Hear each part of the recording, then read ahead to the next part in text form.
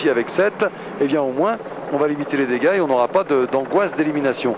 Pour ces trois-là, c'est un peu différent parce qu'on a souligné surtout pour Arroyo et Rinero, ce sont des escaladeurs, ce sont des grimpeurs. Ils sont loin au classement général, personne n'a peur d'eux puisqu'on retrouve le mieux placé Rinero à la 99e place, juste derrière Van Nift avec 35 minutes et 32 secondes de retard.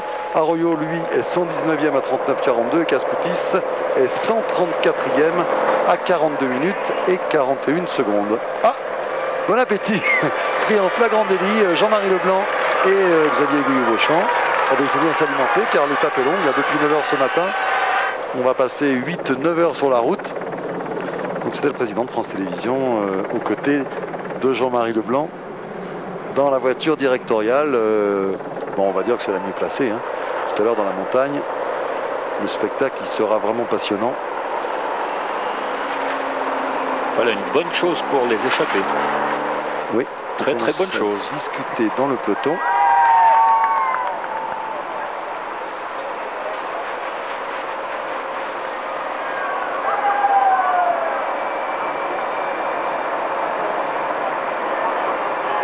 Oui, on est souriant. Et c'est vrai que pour le classement général, les hommes qui sont à l'avant ne présentent aucun danger. Guérit de Vries était en tête. Et Rospoli n'est pas loin.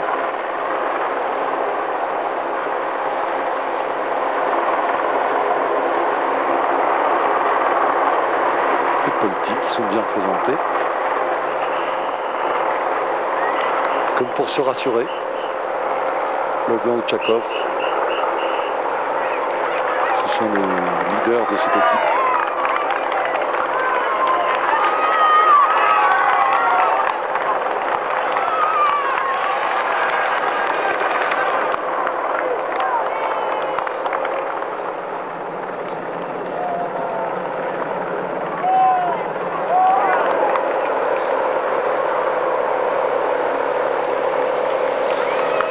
Tout le monde se relève vraiment bien et l'image qu'on a vue de la tête du peloton laisse penser que l'écart va vraiment augmenter très sensiblement dans les minutes qui viennent, Jean-René.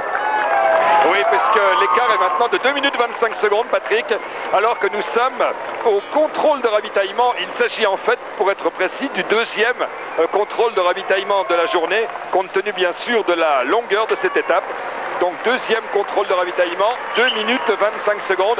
Il y a énormément de monde dans Axe-les-Thermes que nous traversons actuellement. Et tous ceux qui connaissent bien la région et qui connaissent bien le cyclisme avaient prévu ce matin que la course commencerait véritablement à Axe-les-Thermes.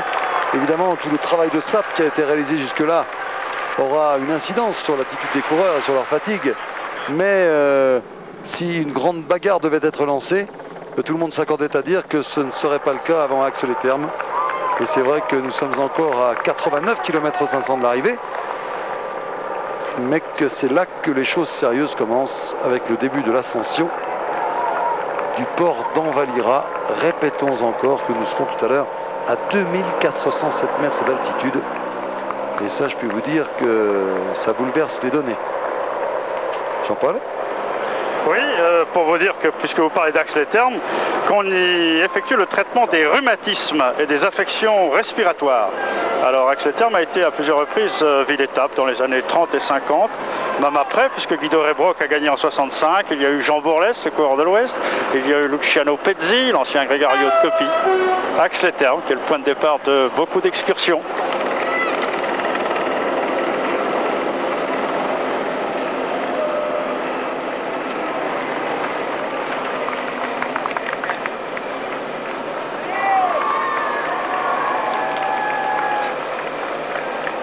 On voit moins pour l'instant les Festina, mais il est certain que dans quelques kilomètres, on les retrouvera en tête. Si Richard Virenque est dans un bon jour, il le dira à ses équipiers, comme nous le confiait tout à l'heure Pascal Hervé. Il disait tout va dépendre de l'état de forme de Richard. Si Richard nous dit qu'il est bien, nous attaquerons pour éliminer encore un maximum d'adversaires, un peu sur la base de ce qui a été fait hier. Voilà, on confirme avec l'Ardoisier l'écart de 2,25 qui a été donné tout à l'heure. Et l'ascension va commencer. Ascension très très longue, on vous le rappelle, puisque le sommet du port d'Envalira interviendra dans 36 km.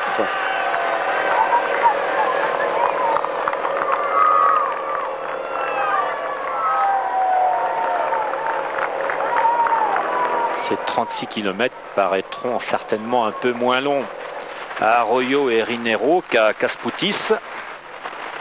Parce qu'à lui tout seul, Caspoutis, il n'a presque le même poids à monter que les deux autres ensemble. Vous exagérez à peine. On confirme l'écart. 2,25 donc. Alors que le peloton traverse à son tour Ax-les-Thermes. Le peloton est très allongé, mais ce n'est pas tellement à cause de la vitesse, hein, c'est à cause du ravitaillement. Fouille dans la musette. Nous avons pris l'antenne ce matin à 9h20 sur France 3 dans des conditions assez particulières. Si vous étiez avec nous, vous avez entendu les bruits de marteaux autour de nous.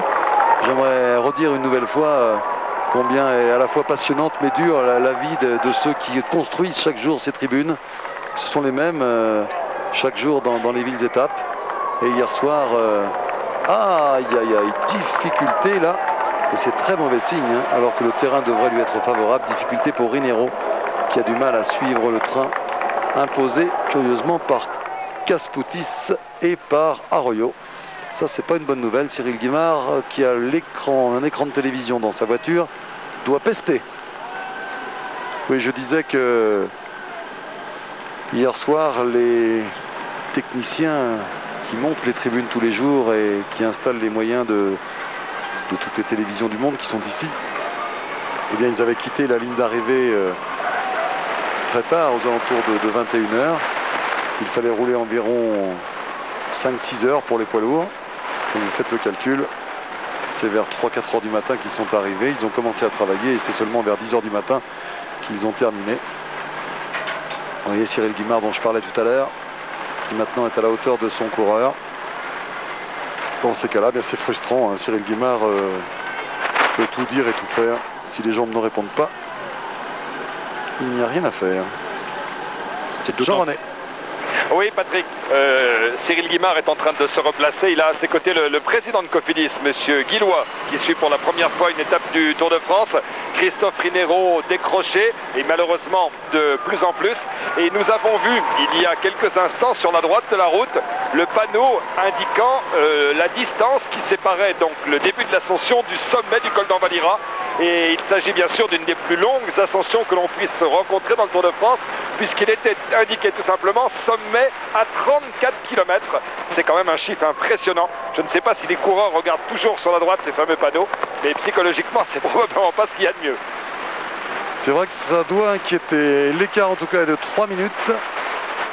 3 minutes d'avance pour les deux hommes de tête maintenant, puisque Rinero ne fait plus partie de ce groupe. Vous reverrez tout cela ce soir dans le résumé d'Alexandre Boyon, dans le Vélo Club. Hier, il y avait beaucoup de choses à raconter. Et bien aujourd'hui, il y en a encore beaucoup, car Bernard, il y a une seule certitude aujourd'hui, c'est qu'une autre grande bagarre va avoir lieu.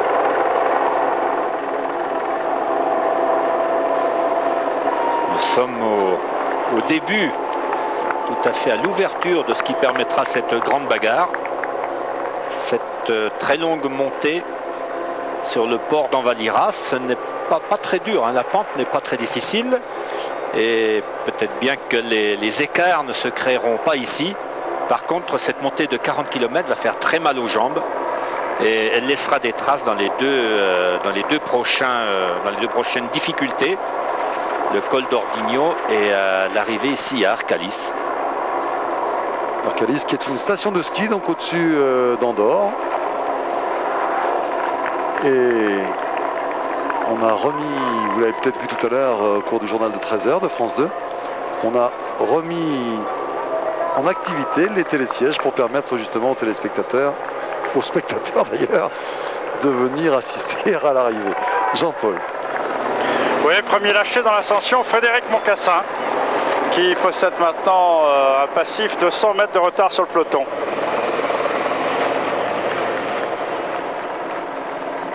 Il va vivre une mauvaise journée, le sprinter de l'équipe Gann. Alors que les télécoms annonce la couleur à nouveau.